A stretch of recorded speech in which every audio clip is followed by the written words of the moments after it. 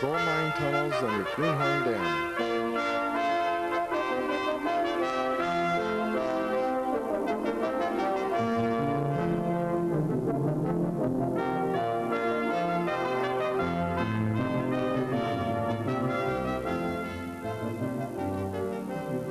My name is Don Hall.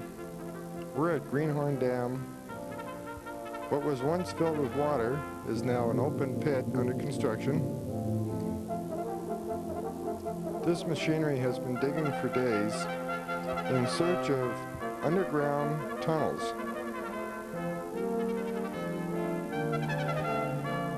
They have removed a tremendous amount of dirt out of this hole.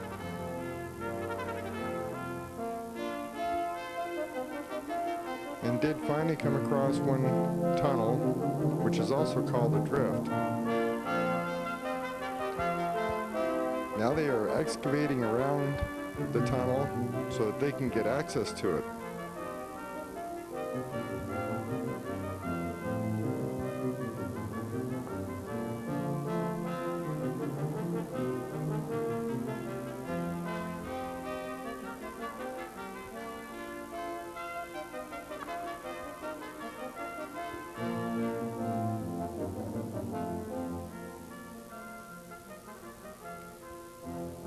This tunnel that they have found is approximately 65 to 70 feet below the surface.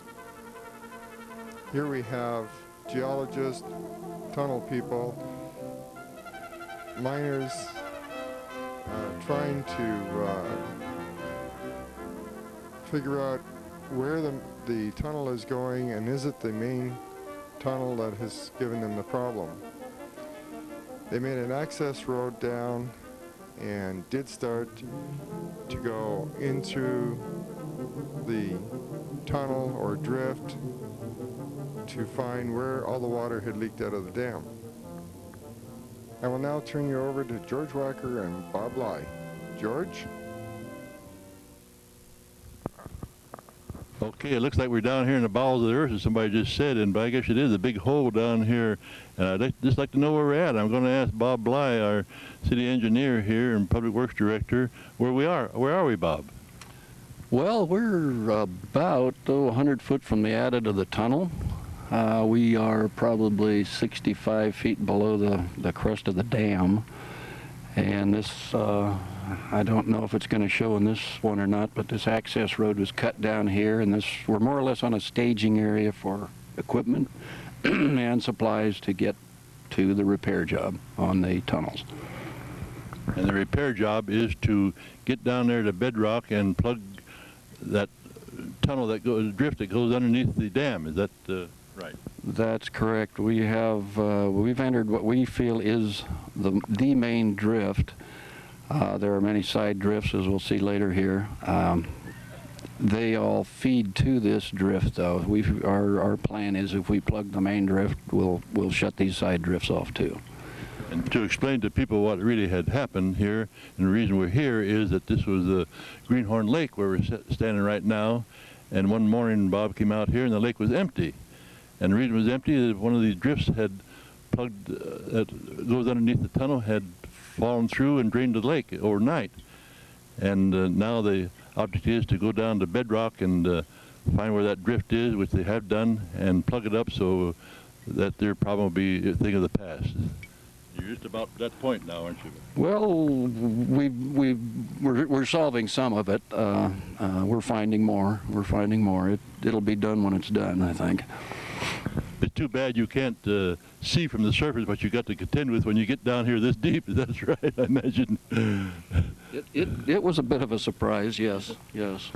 Yeah, and but it's been a tremendous project, and a terrible amount of earth has been moved here, and I guess you're fortunate to have Walmart take a quantity of your dirt to keep from piling up and causing a backlog on you. Yes, that definitely came into play with actually starting this project off. I haven't got a load count yet. I haven't talked to Bob Scuffy, the earthwork contractor over there at Walmart, but I'd say he's moved anywhere from 80 to 100,000 yards out of here, which we would have had to work around and moving that kind of dirt costs an awful lot of money. Yeah. And you would have had a hard time disposing of it here on the surface, wouldn't you? Right? You got a problem up there right now with what you've taken out here.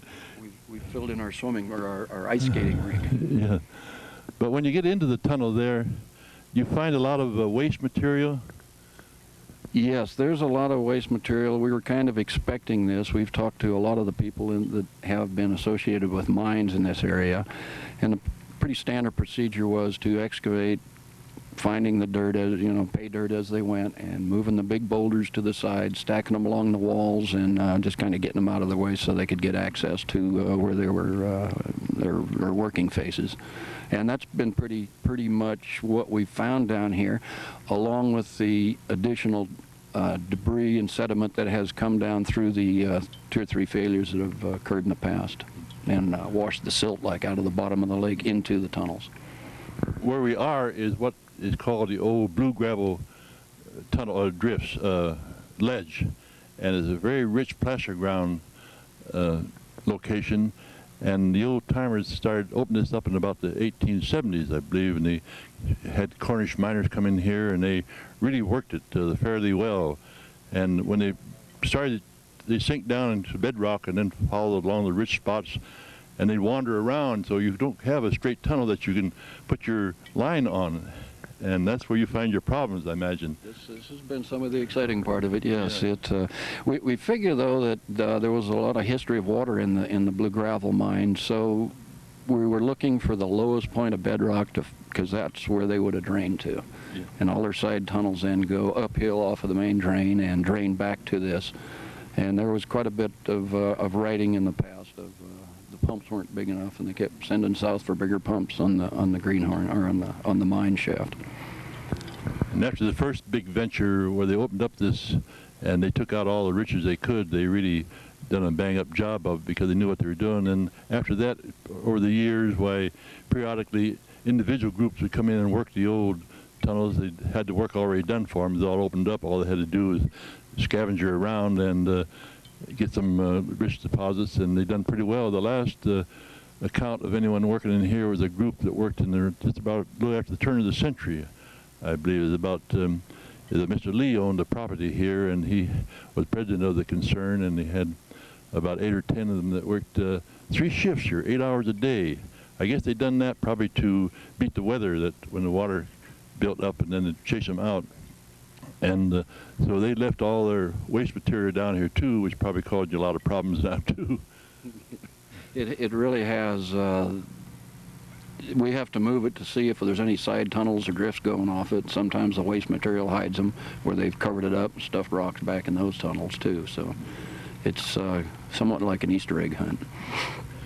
This Greenhorn has been a rich area, and just from accounts of records, there's $11 million that credited have been taken out of here up to 1900 from the stretches of Greenhorn Creek from the top of the mountain to Yreka Creek here.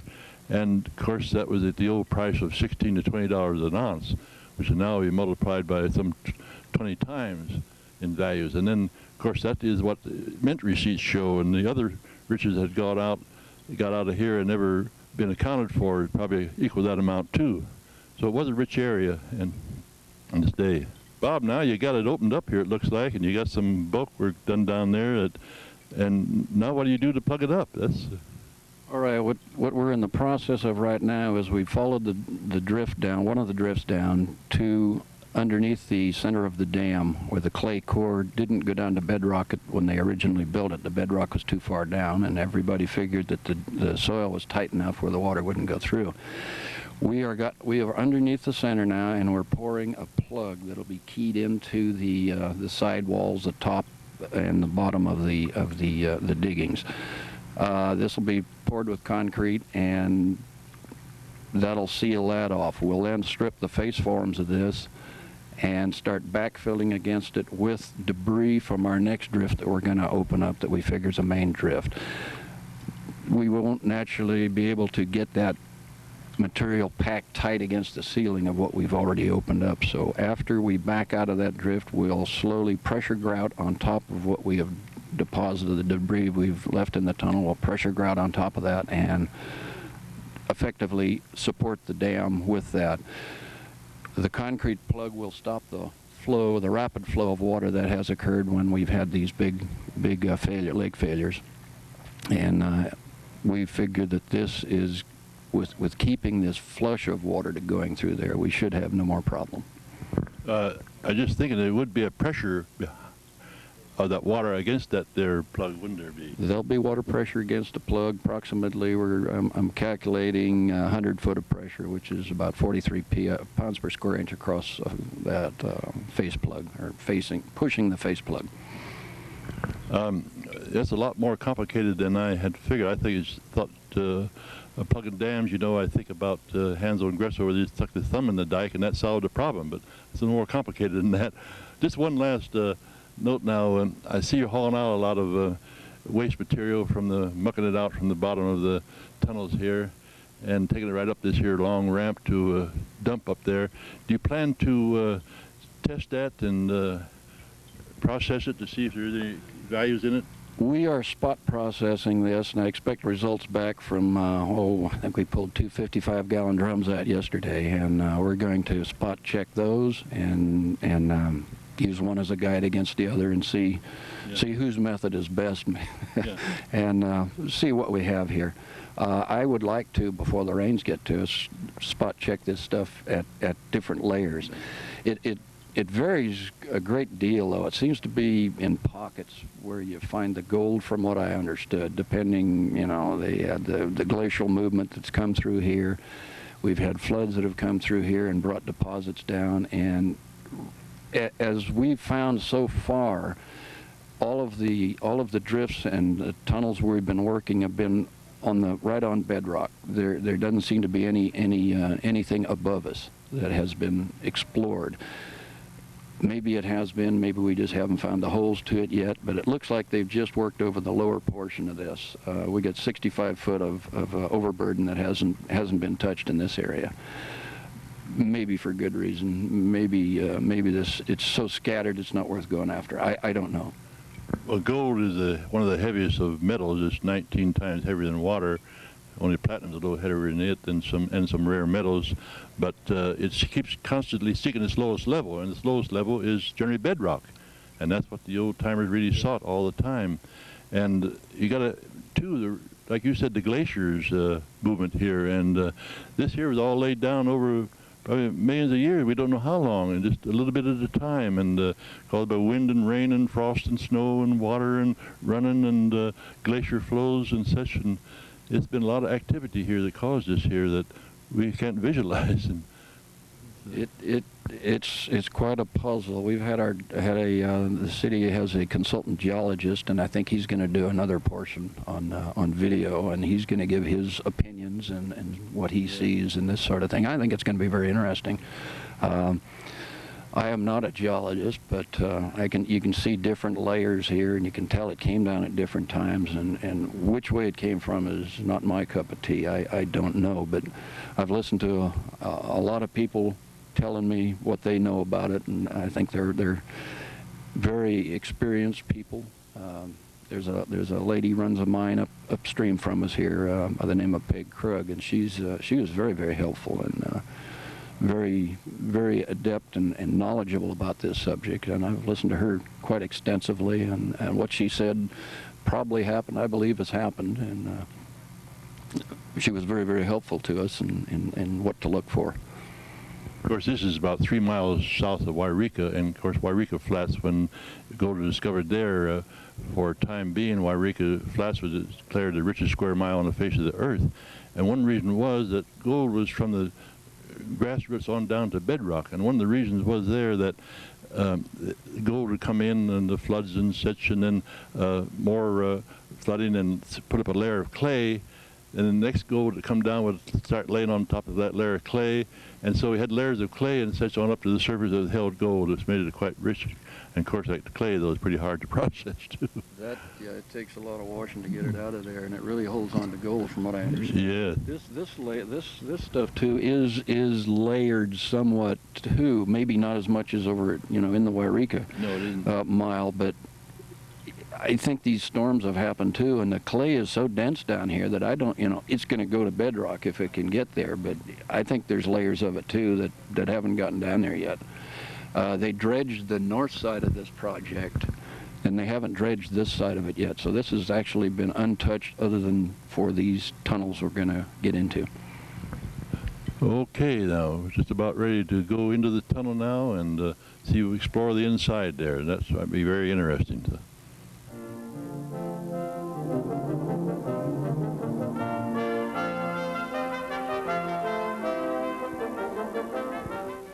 40 feet into the mouth of the drift now, added to the tunnel, and the cavern here is about, I'd say, 10 feet high and about 15 feet wide. But right here we come to the first little side tunnel here. And what does this here represent, Bob?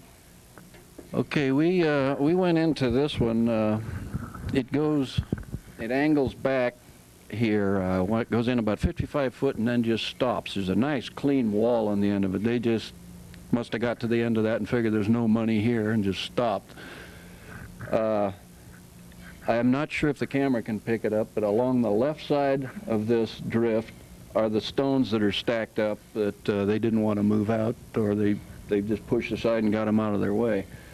35 foot into this, around the end of this pile of stones, there's another drift that takes off and heads towards the dam.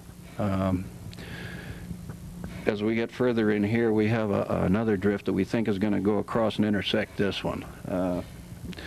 We climbed in there a couple weeks ago and took a few photographs, but I don't think we probably want to get Don's equipment in there now.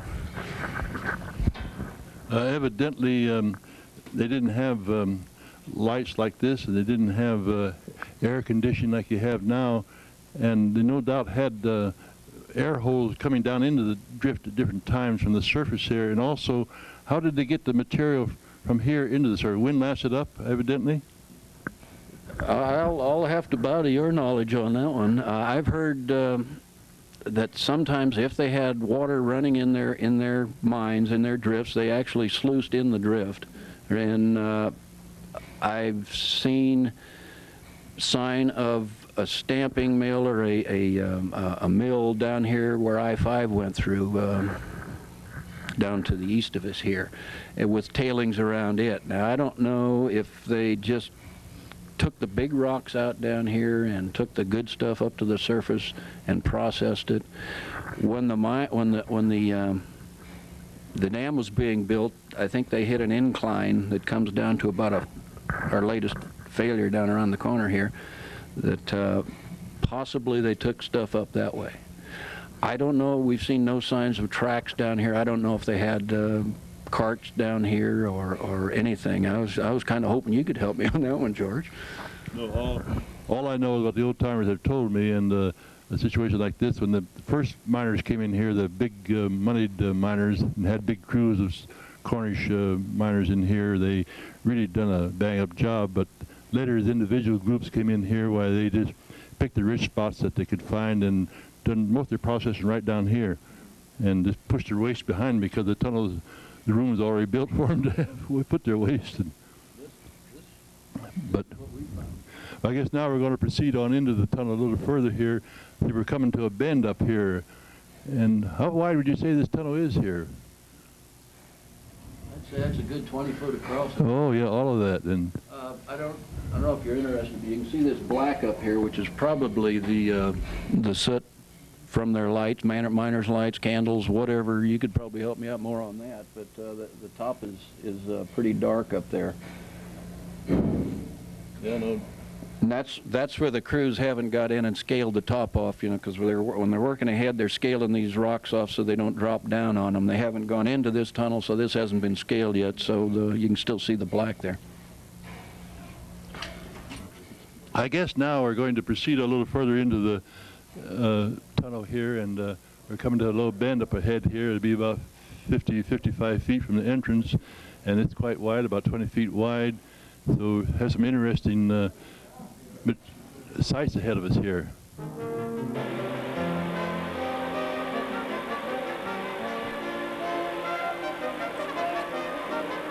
This tunnel is about 18 feet wide, 6 to 8 feet high. On your upper left-hand corner, you see a large rock that has wooden blocks under it. If that rock was removed, it could cause a major cave-in. With me now is Maurice Carrier. He's a tunnel man here, been a tunnel man for some 35 years, and they had to call him out of retirement to help with this job here.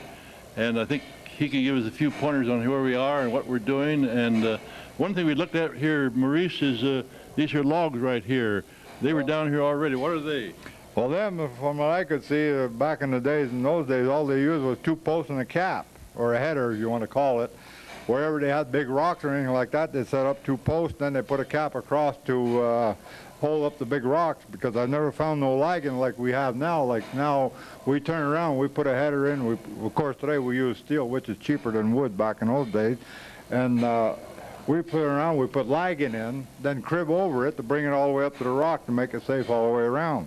But evidently, back in those days, all they were worried is about the big rocks.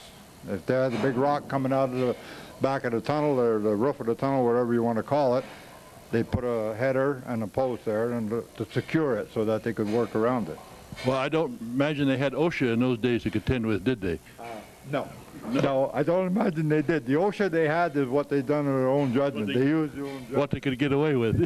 Yeah, that was the OSHA of those days. I think that nobody was really bothered with them too much in those days about mining, because that was something new in this country then. And a lot of your Welsh people come over here from England, and a lot of Polish people in the coal mines come over here.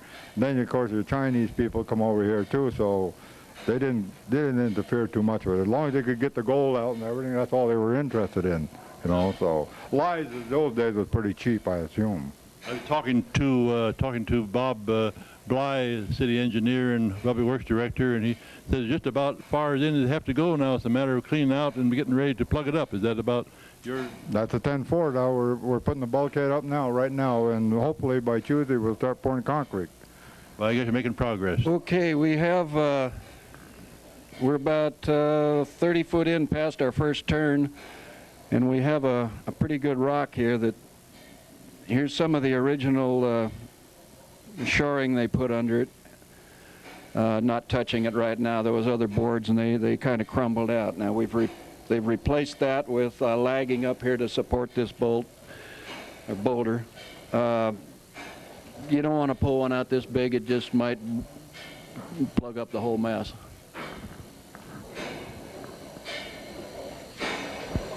Where we're standing right now is where we had the 1986 failure that drained the lake, and it drained right from up here to an air hole, and it came to this here cavern here, and here is quite an oddity. We have a drift over here, we have a drift over here, we have a drift back here, we have another drift over here, and it's just a maze of little side drifts that come in and around, surround this here little cavern, and they're all filled up evidently with waste material that was brought from the larger tunnel here.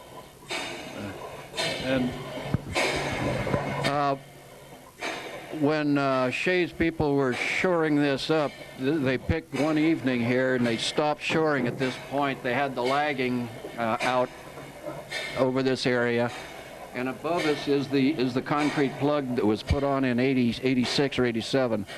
Underneath that plug, we put a lot of cobbles and things like that. Sometime during the night when Shea wasn't here, all of this column of probably about 50 foot, 40 foot high came down and washed back about to the first turn we saw back there. Nobody would have gotten hurt if they had been in here, because they're pretty careful, but we're pretty happy it happened at night. Well, it's an interesting project, and you've got some experienced people working it with. We talked to that Maurice Carrier there. He's an old tunnel man, and they're scarcity now. Tunnel people are. They used to have quite a demand for them, but now there isn't so much. And what used to be tunnel work is now a lot of open pit work. This is Don Hall. Here we have another drift running from the tunnel. You can see back in there the piled rocks. The miners would fill in these drifts when they were finished with the excess of dirt they had down in the tunnel.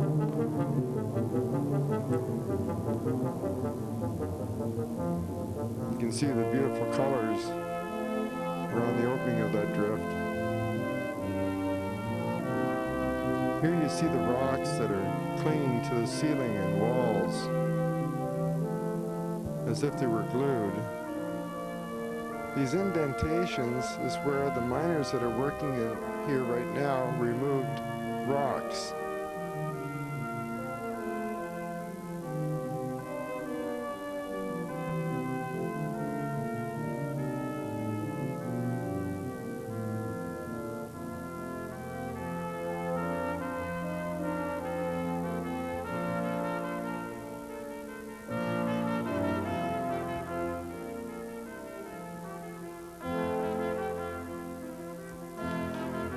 Here's another drift that had been filled in, but looking to the top, you can see the rocks that were piled along the side. You'll notice all these drifts, all the tops are rounded off.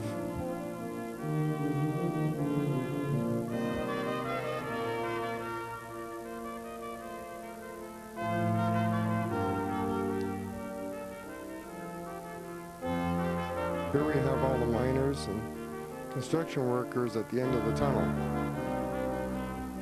Where we are right now is that come to the end of our line here. We're right below the dam approximately. And here's where they're putting the plug in. I'm going to let Bob Bly tell you what they're doing here. Okay, rather a hard position to see it, but they have cut back into the rock on the top and on the sides and on the bottom down there. So we'll have a bearing surface for the force that's going to be generated by water pressure on this plug, and it'll actually jam it into the dirt rather than blow the back out. This is, might add, this is where the water rushed out of the dam. Yes. And into the maze of drifts that was extended beyond this here, down there as far as the Boston Shaft and the Highway Patrol and miles of them there. But it's a tremendous project now, and I think this is going to solve a problem. It's interesting to note, even down here, there's a side drift here, a side drift over here. I guess they'd come along and find the little extra rich spots and tunnel them out and clean them out. They were pretty industrious people. We have the only place we're picking up water in this tunnel is we've got a drill shaft that comes down here. It was an exploratory hole down in '86, and water's coming down that and back at that last corner we're at. There really isn't a lot running on the surface under here or weeping in through the walls, so it's very tight soil. Very tight. It appears to be because the way the tunnel itself is holding this here. They didn't have shoring like this here that they got now, I don't imagine. And just by it's just the cemented rocks there that's holding this whole thing up. It's amazing that, I guess the contour too of the tunnel helps support it too. Yes. You couldn't have a tunnel like this. No, that's one of the first things that Jack explained to me when he gets Jack Carrier, which he's a superintendent on the job, just isn't here right now, but he will be later on things. If he gets into a tunnel that's flat, first thing they do is they chip off the top and they get an arch to it, because tunnelers don't like things hanging down in their heads. And what has happened is they'll get 2 or 3 of these guys on lights and one guy chipping. I don't know if you can pick it up, but you can see cracks forming in some of this stuff where the rocks are slaking off. Air gets into them and they start slaking off. But this is 100 years worth of slaking up here. It's not very much. When they do chip these rocks off, it isn't like rocks wedged to rocks. They'll come out and there's just a pocket in there. Just like the clay is just gluing it together. You know, you don't drop 2 or 3 rocks, and one rock will drop and you just have a nice round cup where that came out of. Speaking of water, though, we have to realize that we've had a 7-year drought here, and what might happen when we have 7 years of wet years, why, it's hard to tell, isn't it? We'll just have to wait and see.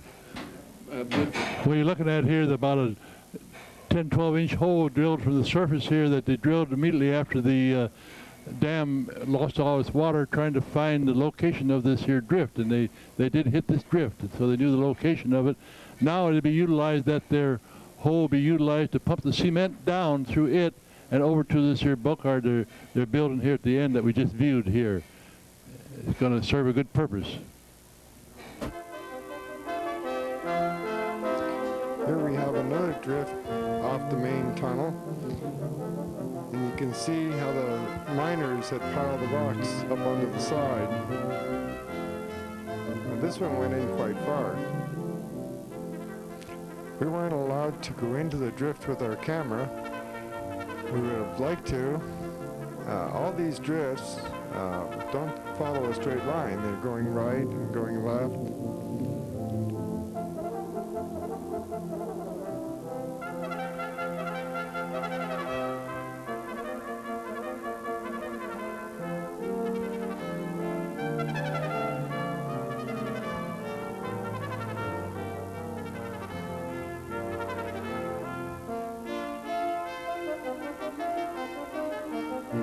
Everything just nicely in place as they left it over 100 years ago. Can you imagine people working in here were working under candlelight? You can see how nicely every one of those rocks have been placed so that they wouldn't fall down, one rock supporting the other. It is just amazing. They were craftsmen in their time.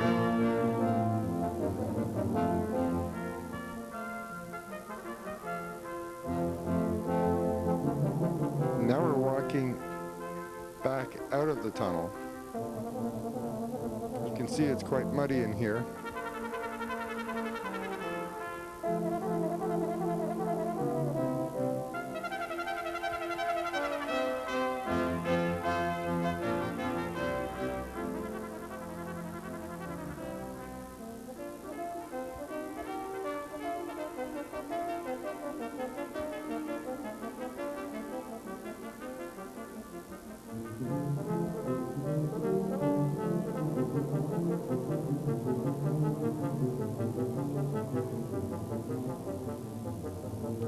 This is the machine that is going to pump the concrete down the pipe that was drilled a few years ago. This is the pipe at the surface that George was talking about down in the tunnel that comes down to where the plug is going to be poured. How long and how deep? It's 36 feet long, and it averages about 10 feet high by about 16 feet wide. And that's the plug. That's the full plug, yes. And This is Bob. we're gonna use a 6-stack mix, 3/4 rock. If we can pump it, if we can't, we'll have to drop down to 3/8 rock. It'll determine after a while the pressure on the pump. And this is going to be pressure tight? It's all pressurized.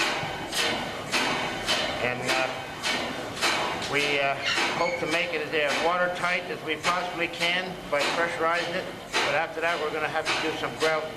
We got grout pipes, 4 grout pipes already set up to do grouting when it's all cured, which is about a week. And it'll be all pressure grouted. Is this the only shaft you have to fill? This is the only shaft we have to fill, except this is the tunnel. This is Tunnel, right. Only tunnel we have to fill. Then we'd have to backfill this and put lean concrete on top of it from here to that corner. And then we're going to take the air shaft and we're going to pour that full of lean concrete. All the way down? All the way down. And that's about what the whole thing will amount to. That'll be the end of it. So how much concrete overall are we talking in This here will yards? probably be about 200 yards. Rough calculation is 200 yards of concrete in this. The lean concrete up here, it could run anywhere from 65 to 70, depending on how much fill we get, backfill we get in. The shaft will probably run about 35 to 40 yards. The lean, real lean concrete, that'll probably be a 2-stack mix. which is about less than 2,000 pounds shrinking. This here is our main pour right here in this whole tunnel. And that's coming down the hole that they previously drilled years ago. That's right. Okay, thank you. You're welcome. Okay, Bob. This is the pipe that will convey the concrete that's coming down from the surface.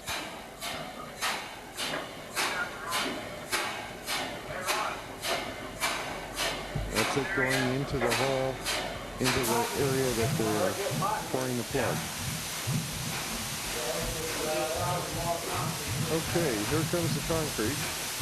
The planking that the workers are standing on will be left behind and submerged in concrete. This concrete, being a fine mix, comes in very rapidly. Send it on! Send it on down. Send it on. They are piping the concrete to the far end and forcing it up against the back wall until it reaches the ceiling, and then it slowly flows this way.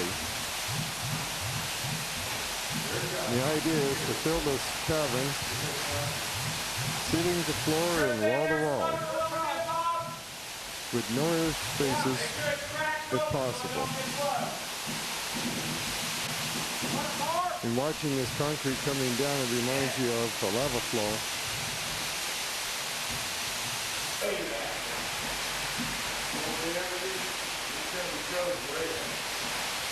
The workers here refer to concrete as mud. And once they start pouring mud, they have to continue pouring it until the project is complete, which means no lunch. Okay, copy, people. He says it's doing okay. They have it shut off now. Yeah. Well, anytime they get resistance, we can help them out a little bit with the slugger. They shouldn't be getting resistance too much yet because the end of the slick line is still wide open. Okay. Any resistance they're getting is friction in the line. Okay. We're not buried at all yet. That's when we'll start building some pressure. This is really hear this thing start to work. When we start burying the end of that slick line.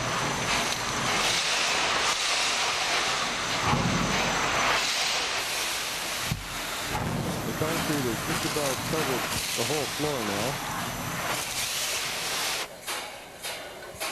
This round pipe you see is a duct bringing fresh air in from the outside.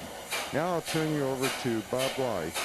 Okay, we got, this is we thought was going to be one of our major tunnels going back under the dam. We come in the first leg here and we turn to the right now. We went back in here the other day about 85 feet. We hit an interceptor tunnel off to the right. All the way back on the 85 feet though, there's no more side tunnels going under the dam. So we were very, very happy about this. This cut us down to only one plug, which they're in the process of pouring now. Back here, the shoring that I think you can see in the picture here, you can see where it's collapsed. It's a very cavey area. It doesn't look like they did a very good job in there. Some of the headers still have the bark on them. They haven't even been peeled yet. It looks like it was an exploratory tunnel. They went back in there, probably got something, but they just stopped it. They just dead ends and comes back out again. So they probably went in, didn't spend a lot of time in there, got what they were after and left. I don't know what else I can tell you about it. We'll backfill this with muck, I think, and that'll be about the end of the process. We're not actually under the toe of the dam now. We're probably about 20 foot west of the toe of the dam, so this isn't a very critical area. Now that we know it doesn't turn to the underneath the dam. So then that means we only have to have one plug in the drift? That's correct. That's correct. We're plugging just the one major hole that goes through here. The tunnel's a lot bigger than all the rest. We're sure it's the main hall tunnel and drainage tunnel, and that's the one we're going after right now. How thick is that tunnel, plug going to be going down that drift? The plug's going to be about 45 foot long. It's going to take quite a bit of concrete, probably up to 200 yards of concrete, a lean mix, all pumped. Boys are going to have a long day's work today, I think, moving that stuff around. We're not interested in reinforcing it. With the length of that plug, it just isn't going to go anywhere. We'll expect a shrinkage from the ceiling as the plug cures. It'll shrink away from the ceiling. Our next step on that plug will be to pressure grout it after the shrinkage is completed, probably 7 to 10 days. Then we'll pressure grout it on the top of the plug, and that'll complete our operation on that plug. Here's a piece of timber that was used for shoring many years ago.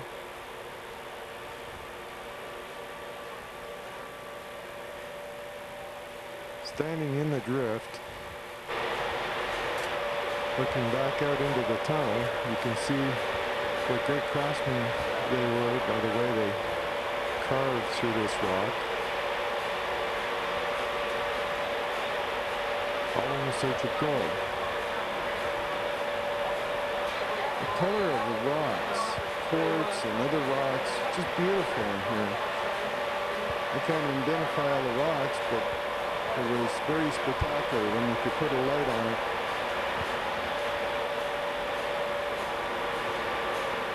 All kinds of colors.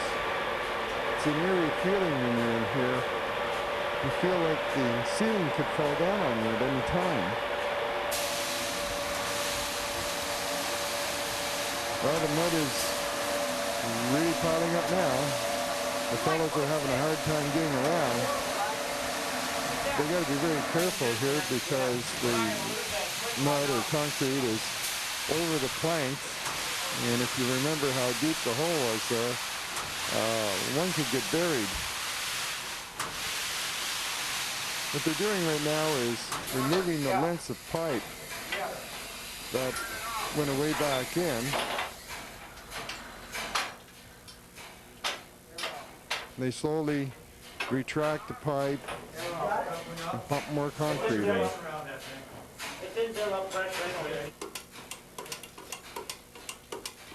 Here you can see Jack Carrier operating a come-along, which is a cable attached to one length of pipe. It gets jammed into the concrete so tight that they've got to use this to be able to pull it out.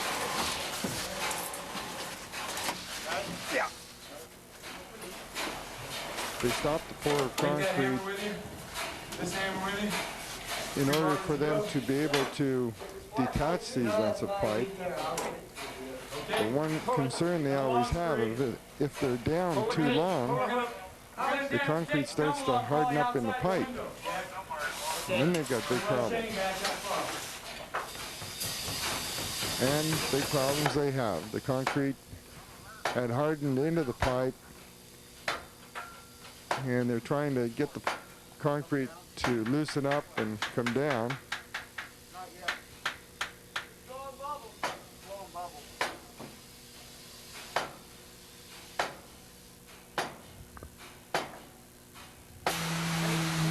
And where the concrete went again. Now that whole area is really filling up with concrete, and Jack Carrier, the superintendent, is sliding out of the hole.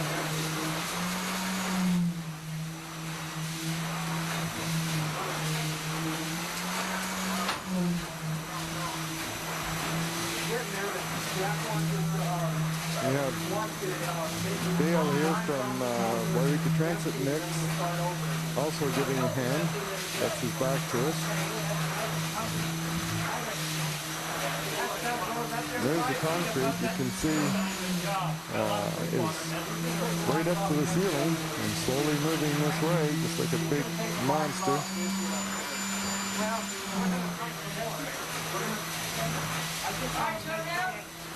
It's just unbelievable. That room is so large, 36 feet long, 10 to 15 feet high, 13 to 15 feet wide in places.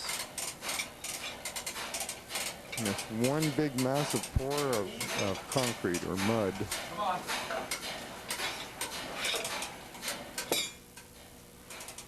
Hold that. Hold it. Hold that. Whoa. Here they're trying to get another length of pipe out. Overhead.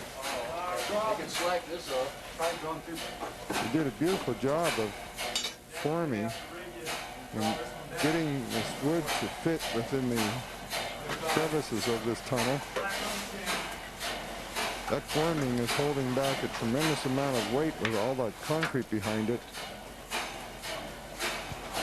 It would be terrible if something was to happen and that form would break. Everyone would be buried within seconds in this tunnel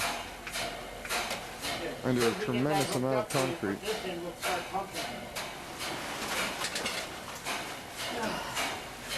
Here comes the other fellas.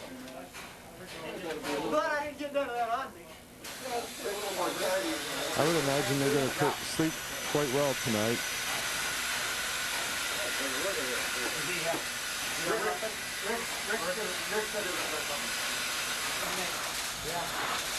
Pretty good and better than that if you paid $1 million a yard for it. I'm not surprised Jeff is dinner now. Tell you what, you got a good batch plant operator here. That's good. Hey, talk to the man in the back there. That's good money. A good batch plant operator.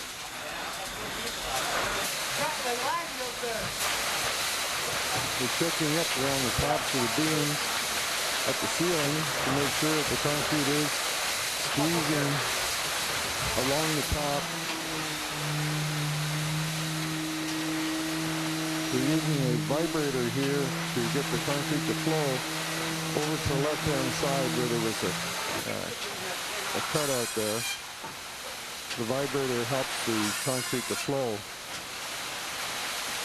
Dave, you want to see it going in there? Dick! Want to see it going into the side? What's your word for it? Okay, Dave. They were asking the inspector that's from Sacramento, who's an expert on dams, if he was satisfied with what they had done before they seal her up. Because our concrete is coming in so fast right now, in no time at all it would be pouring up that hole. Now as they're nailing in this door, the concrete is starting to come out around the pipe. There's a little bit of panic here. There you can see the concrete starting to build up around that pipe, but they haven't got that little area closed up yet. It's just unbelievable how fast that concrete was coming in there. And the concrete pour is complete. The cavern is filled.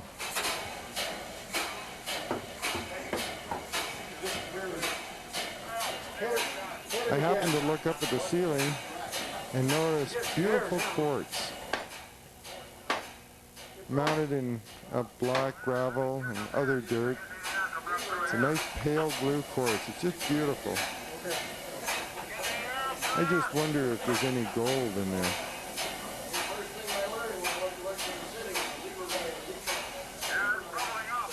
It's bubbling up there now.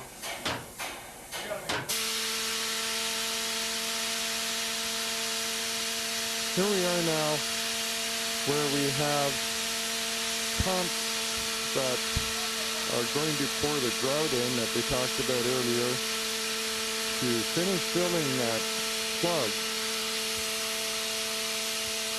This grout is a mixture of cement and water, and it's pumped down pipes into the tunnel to fill any area that was not sealed when they poured the concrete. There you can see the hoses leading to pipes that go way back into the tunnel.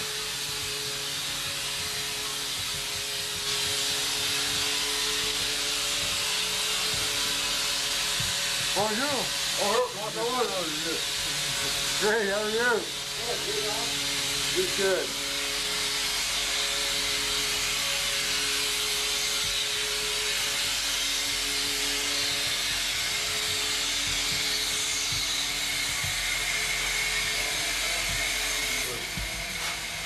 Place the least resistance.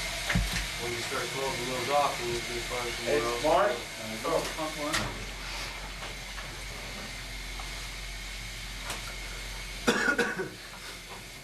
This wall you see here in front of Jack Carrier was approximately 70 feet of tunnel. It is now the first and second plug. Just to keep the return line from plugging up.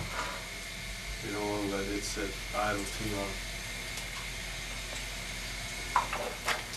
These are all the pipes that are receiving that mixture of water and cement. We'll let Bob Bly explain to us what is actually taking place here. Now, Phil. Just a second. Bob, you're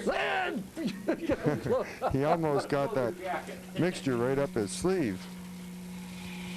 These fellows are working right next to the vertical shaft that goes up to the surface. Okay, Bob, could you please explain to us what's actually taking place here, where this slurry of water and cement is going? Okay, here we are about 10:30 on the 3rd of December. What is going on now is pressure grouting of the main plug. There's 6 lines here, 3 of them feed lines, 3 of them return lines that head past this second not temporary plug, but the second plug that we put in here last week. This plug is not the one that was filmed earlier. It was, the tunnel was partially gravel filled, backfilled, and then concrete was poured on top of it. Now, the original plug is cured, and we are pumping this grout material, which is a mixture of sand, or pardon me, just cement and water, back to fill all the voids that are on top of the original plug. We have 2 lines coming in from a pump truck that's out at the face of the tunnel. This is circulating this cement water mixture. We are pulling it off and feeding 2 of the feed lines in here. Steve Scott's watching the pressure gauges, and you can tell when the voids fill up, the pressure increases. He checks every now and then on the return lines to see if he's still getting grout out or water, or just what's coming out of them. It's a matter of manipulating of valves now to put the grout where we need it. There's some water coming out of one of the return lines now, so the grout is definitely filling the voids in there. We have dam safety gentleman over here that's keeping track of everything that's going on, by the name of David Borger. Next step after this grouting is done, this area, the 2 steel sets that are deep in there past Steve and Dave, they'll be pulled out. Right above that is the vertical shaft, 40, 50 foot tall. That is our next step. We'll fill this in with mud here, put a bulkhead across on these sets, and then we'll pour concrete down the vertical shaft from the top of the thing. That's the next main step after the grouting gets done here.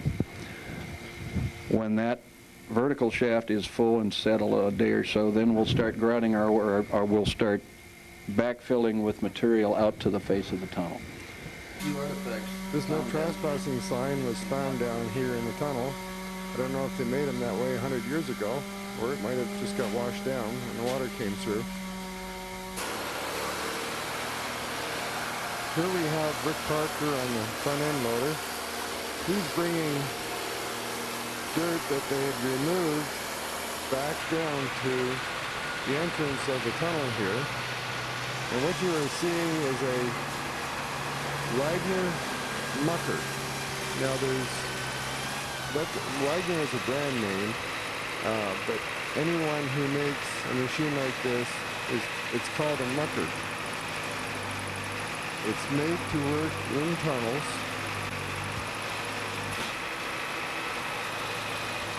And it is a small front end loader. You can see how it pivots, and this is so that it can get around corners quite easily. This machine had a roll bar across the top and lights, and they had to remove it because this tunnel was so low.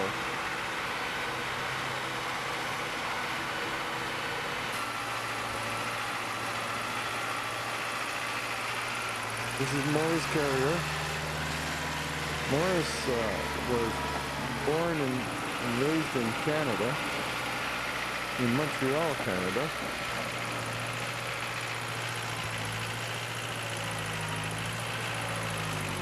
The mucker having a bucket on the front. It pivots about midway, and the motor's to the back end.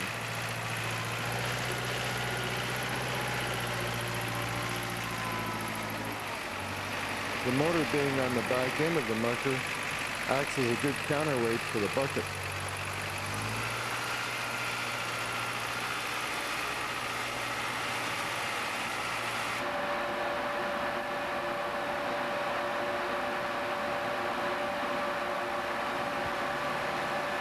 Now Morris is filling the tunnel up.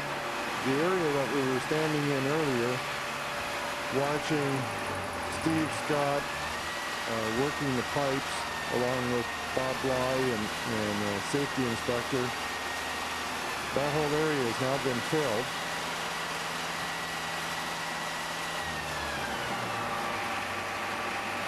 Morris will continually bring the dirt in and work his way back to the entrance. All the steel and the wood planking you see in the tunnel here is going to be left behind.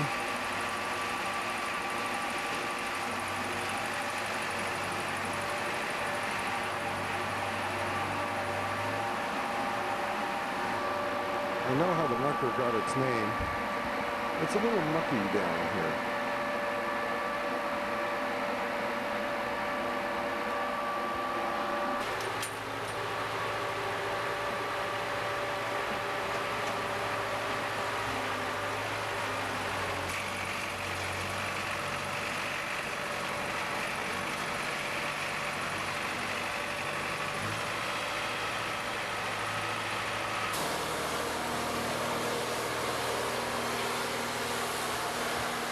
The soil here is a clay mixture, which makes it very, very slippery.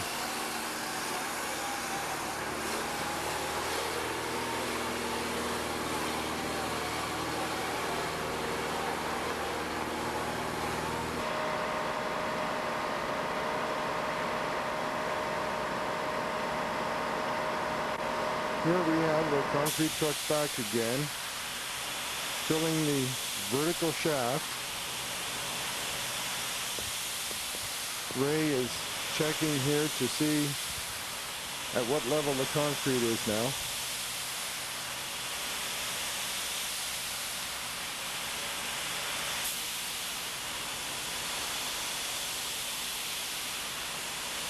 Yreka Transit Mix has been kept quite busy here in the last few weeks.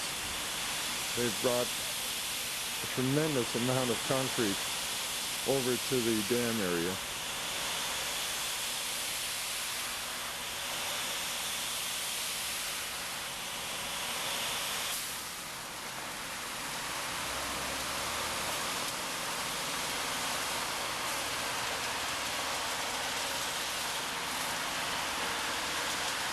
Hit? Fuck no, you hear it dropping, it's still dropping quite a way. Have to wait till they're done running it down there. Yeah, you gotta get your ear down by there. They've been throwing stones in see if they can hear at the bottom is getting close to the top. Okay, you're still falling about 50 feet? I don't think so. It's falling quite a ways. There's only 50 feet to start with.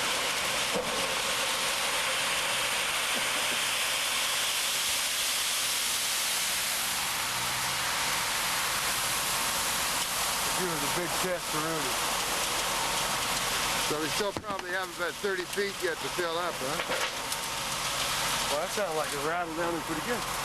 All right.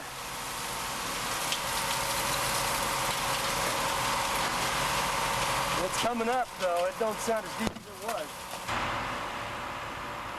And there's the vertical shaft now filled. That shaft is somewhere around 8 to 10 feet in diameter.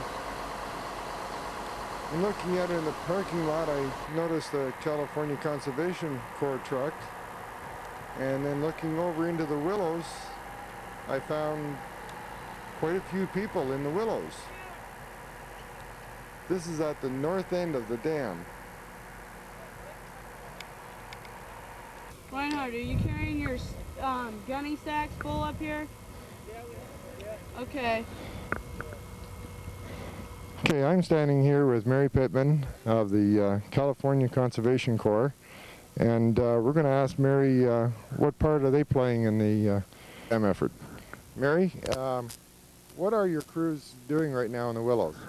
We're taking this whole unit right here of willows, and we're going to go lengthwise and then widthwise. Lengthwise, we're spacing our people 10 feet apart. Our people are working in three people groups, and they're going all the way down a straight line down the patch of willows. They're taking them out, and they're going to just basically clear a 10 feet trail of willows so that, you know, it's bare. It's almost bare soil there, except for the dead willows and just basic brush. And then we're going to go width, and we're going to go down widthwise the same way, you know, 10 feet trails of basic, just taking the live willows out and the good willows so that we get a checkerboard effect. And then we're going to take the willows that we've dug out and put in gunny sacks, take them back to our center, Siskiyou Center, and plant them out behind our habitat and grow them out there. What is the purpose for removing the willows? It helps. Well, they're gonna fill this up with water. It's gonna become I guess they're gonna fill it back up again. And it's gonna be a place for the fish to, it's gonna be like a fish habitat. The fry can come in and the bass can come in and feed on the fry, and it's gonna be a way for the, you know, fish to have a place to live. Okay, thank you very much, Mary. Once you guys get done with this space right here, just go ahead and walk it through there and make sure that all the live ones come out. So.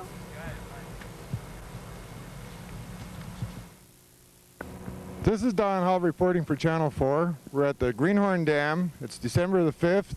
I have with me Bob Bly, the city engineer. As you can see in the background, this project is slowing down. It's coming to an end. At what point are we now, Bob? Well, this morning, Don, we just poured the vertical shaft. We put in 5 truckloads, 40 yards of concrete in the failure. Right now, the boys are involved in cleaning up their operation over there, and they are pushing material back into the drift that they took out last month. They're putting it back in now. Shay expects to be done here probably tomorrow. From what I understand, this has been a very safe job. We haven't had any mishaps at all. But I did hear that we did have a little incident. What can you tell us what happened? Well, I understand that Blackie, or MORRICE carrier, when he was backfilling with the mucker, he tended to kind of turned it over a little bit. I mentioned it to Jack, and he says, "Oh, he's done that before." So I guess it's not too exciting, and they aren't too worried about it. Jack, he wasn't hurt. Blackie wasn't hurt, so. Yeah, it's been successful accident. That's right. It's been a very minor thing when you think of all that could happen here. This morning we had the concrete trucks here, and they were filling the shaft. That is the last pour, right? That is the last concrete pour, yes. I noticed that we had some crews here from California Conservation Corps working in the willows. Can you explain to us what's going on there? Yeah, that's kind of a joint effort. Fish and Game wants to grid the willows that have grown up here in the last 3 or 4 or 5 years the lake's been down. They want to grid it into 10-foot grids, and they're using these. They're actually pulling the roots out if they can in a 10 by 10 area, and then they'll leave a 10 by 10 area and then make a checkerboard, and it's good for fish habitat. It's good because the willows are a pretty healthy breed. They're using them to work on the Shasta River. I think, I can't think the gentleman's name, Webb, I think, is in charge of this, and they're going to start planting these in the Shasta Valley so they can have a nursery stock so they can keep planting along the Shasta River. So it's good to clean up the bottom of the lake. They get willows, we get fish habitat. Everybody's happy. What kind of fish are we going to be getting in the lake? Is it going to be planted? Yeah, talking to Ron Dodson, Fish and Game, he says trout, crappie, bass, and bluegill. No sunfish? I don't know about those sunfish. Not today, it's too foggy. Well, I got a 3-year-old that likes pulling out sunfish. Okay, well, maybe they'll put some in. Maybe they'll put some in. That's up to them. Okay, now, there's still a lot of dirt piled up over here. What is all going to take place with all of this dirt? Is that hole going to be completely filled, or what's going to take place, Bob? No, the next step is we'll clay core down to seal off the face of the dam. Then we'll bring a 5-to-1 slope up. They'll go down to about where the hay bales are down on the bottom there, and it'll taper up from there to the toe of the dam, where the dam, it's pretty hard to see the toe anymore, but where the toe used to be. So we'll have a safe slope down there. The lake will be deeper by probably 40 to 45 feet in that one area, and then in the roadway area, the access road from the project, or from the tunnel at it. All of that dirt that's over with the fence along it there, that'll be pushed down and put in this slope. And I think we won't have any island out there. We'll clear this stuff off when Shea moves their fuel tanks and all out of there. That'll all go down into this hole too. Well, that real deep hole is going to be real good for trout then. I would think so. I have coordinates on it where I can cast, yes. Yeah, nice cold water. One of the questions that have been asked is, you had taken 2 55-gallon drums of material out of here as samples to see how much gold we had in the area. What happened? One of them has been pretty well worked through and not much luck. The other one I honestly haven't checked on for about a week. But what they were getting about the same as the gentleman that ran the first barrel for us there, and it's pretty minor, pretty small flakes, very little black sand. Must have taken the sample in the wrong place. So no gold. I don't think it'd be worthwhile mining. The miners pretty well got it all, I guess. It seems like they did. There might be lenses in there that we're not seeing or haven't exposed, but it doesn't seem to be too much down there in the bottom. Well, I know with all the filming I did here with video, I was looking pretty close, and I never found a nugget. We've had a lot of people looking. I don't know. I don't think they'd tell me if they did find one, but I haven't. The other thing that you had mentioned in previous video that the geologist was doing a report, what's transpired there? Yeah, that was Tom Ferrero. He sent in a report, written report got that about a week ago. I was going to have him do a segment too with you filming, but I don't know if I will. It'd cost money to have him come back down, and everything that he's told us was good information. The slopes were good.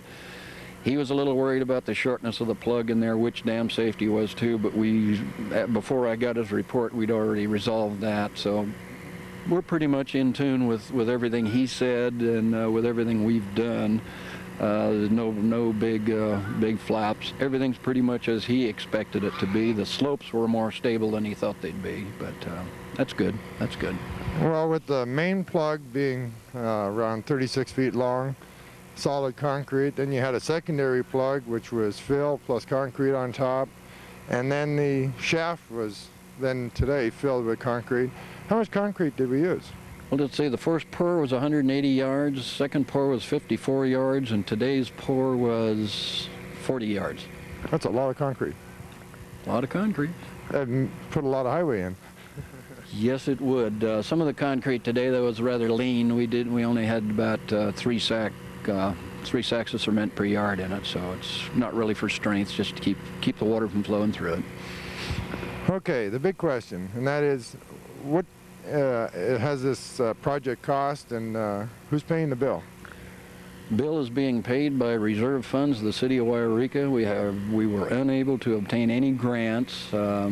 I guess it just boils down to the fact that everybody wanted the lake restored. We've restored it. I think it'll come in probably around $300,000, a little more, a little less. Pretty cheap for a lake nowadays. If they had gone down deeper, maybe in 1960, we could have had this money in reserve still, but I think it was well spent. Well, I know I've heard from the young people, let alone the adults, about missing the water that was here, and they're anxious to see it back. What's the restrictions going to be on boating? Are we going to be able to put a power boat in here, like maybe a cruiser or something? I don't know about cruisers. There has been talk of, naturally, of rowboats, of paddle boats, of canoes, kayaks, and probably trolling motors, electric trolling motors. I don't think gas motors, though. That's not up to me, but it's kind of the way I'm reading things now. So this would be a great opportunity for private enterprise if they want to put in paddle boats. Sure, yeah. As long as I don't have to maintain them. So then that means that everything's on schedule, and we'll be filling the lake up come the end of the year, and hopefully we'll be swimming and boating this spring. I would say that if the weather keeps treating us good like it has, we will probably finish the majority of the dirt work next week, and maybe the week after. So 2 more weeks, we'll be ready for any kind of rains that come. Okay, well, everybody in Yreka, get ready to do some serious fishing, and maybe we can get some projects going like we had years ago. You were saying that kids had fishing projects here? Yeah, I think they had a fishing derby last one I remember. I know Rayleigh's was involved with it. I think it might have been Rayleigh's Payless. I hope I'm giving the right credit to the right people. I know Don Carey was involved in it. I've seen pictures that he took during the fishing derby. A lot of kids catching a lot of fish, having a good time. So here's the good fishing. Thanks a lot, Bob. My pleasure, sir. Well, Morris is on the last leg. He's now worked his way around the corner. One of the areas that Morris scraped with his bucket, which is the bedrock, he noticed again, beautiful blue quartz. Quartz in different shades of light blue, light green, darker blue, mixed with red clays, blue clays. I guess that's why they call it the blue gravel line. There's a lot of dark gray, I guess you would call it a blue clay. But this quartz is so beautiful.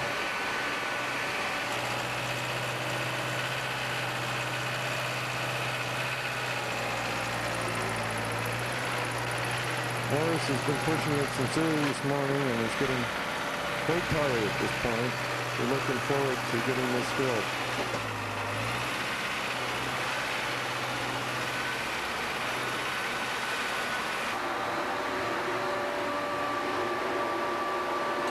There you can see the Morris has been pushing the dirt up tight against the roof of the tunnel.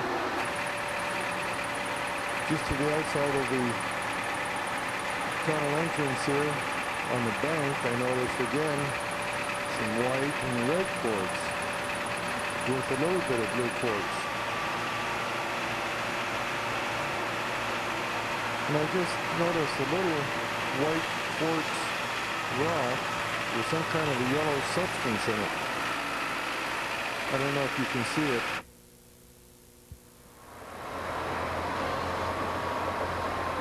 Now we're on the last stages.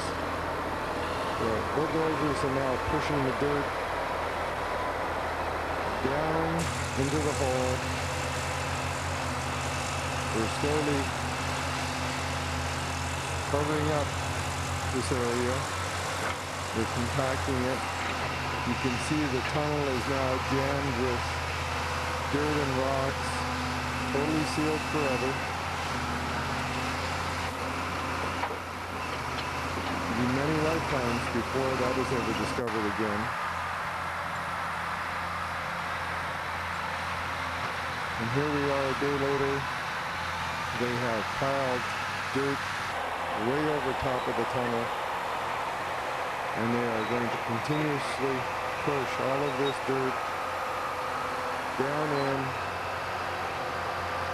as Bob explained, building the slope to the dam and leveling everything off. The project is coming to an end. We'll go back to our presentation. We have a couple of very honored guests here tonight.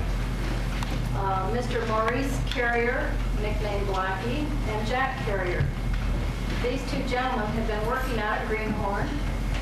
They are infamous tunnelers.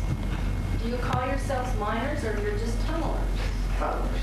Mining tunnelers. Okay, now, Blackie has worked in the New York mines, in the Boston Tunnel, the Feather River Canyon Tunnel, PG&E Tunnel at Sonora, and the PG&E Tunnel at Kings River, the recreational Whiskeytown Dam, Big Bend PG&E Pits 5 and 6.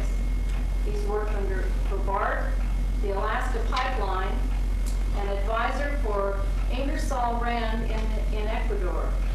He's also worked as the New York City Tunnel, Washington, D.C. Tunnel, Stanford Linear Acceleration Tunnel to the Santa Clara Valley from California Aqueduct. I don't know, why would anybody want to be a tunnel? It is, and these are brothers, by the way. They don't look it. No. And Jack Carrier is going to retire after this job. He started in tunneling, and he's going to end here with Greenhorn. He began work in the mines in New York, through the Boston Water Tunnel, Lincoln to Queens Water Tunnel, the St. Lawrence Seaway. I don't know what, west, 1957, 58. You moved west. Oh, okay, you said that, okay. PG&E Tunnel at Sonora, California, the PG&E Tunnel in Kings River, the Bureau of Recreation at Whiskeytown. He right now has been running the shea aggregate and asphalt plants in Northern California. Tell us, what was your scariest experience in all these tunnels? Beg your pardon, what was that again? The most frightening experience you might have had? Oh, I think the most frightening one I had was when I got blown up.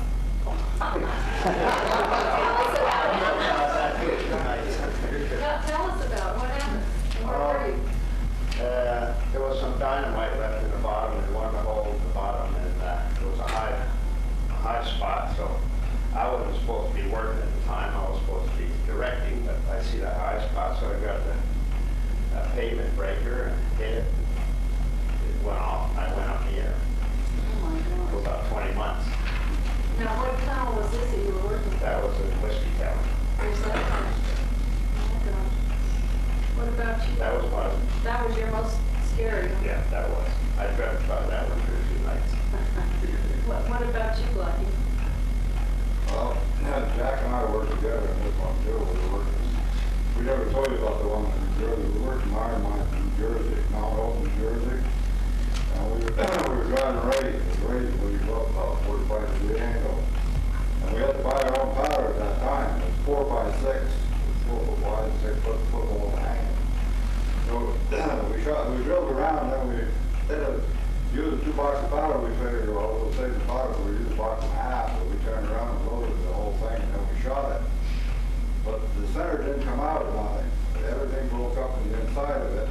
Was about that thick of the face of it, didn't break, and there it was up there. So after it went off, we didn't see no muck coming down, so we're looking at one another, hey, who's going to go up? Who said who? Yeah, we usually heard one. What's been your strangest experience here locally, maybe? What, here? Yeah. Mine? Yeah. I flipped the bucket over yesterday. Yeah, I eyeball that big. Something to see. Yeah, I flipped it over in the tunnel, the booms. We have a little presentation from the Yreka City Council so that you won't forget Yreka and you won't forget your last job. And thank you very much for coming tonight. I know this took a bit of time, but we just wanted to give you a special little tribute.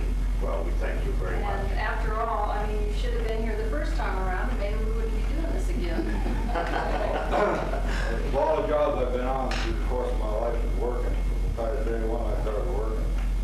This is the first time that anybody has ever showed appreciation. I appreciate it very much.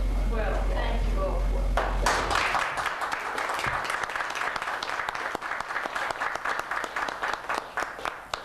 I'd like to thank the city of Yreka, the people of Yreka for all the help they give us. They were Good. real Well, helpful. you've done a great job. And thank you, Jen and Bob. Thank you very much. Thanks.